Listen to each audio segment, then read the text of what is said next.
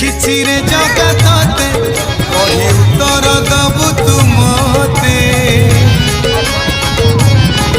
चिठी लिखिछि रे जगते कही उत्तर दबु तू मते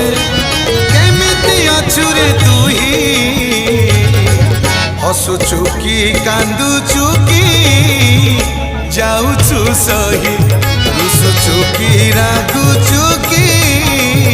जाऊछु सही।